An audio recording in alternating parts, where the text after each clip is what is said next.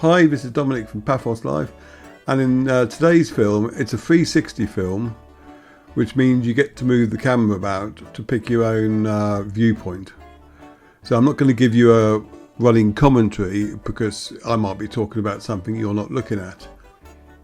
To enjoy 360 films, you must watch them at as high a resolution as possible. So ramp it up the resolution to 5K or 4K if you can. If it looks excessively blocky, it is because your resolution is set too low. Once you are viewing the film, you can move the camera about to look at whatever you like. So don't wonder why it's just looking at a wall or something. On a tablet or phone, just swipe in the way you want to go. On a computer, use the mouse or the W, A, S and D keys to point the camera. If you pause the film, you can still move the camera about. If the image you see cannot be rotated and looks weird, it is likely that your viewer doesn't support 360 film. If that is the case, try viewing the film using the YouTube application.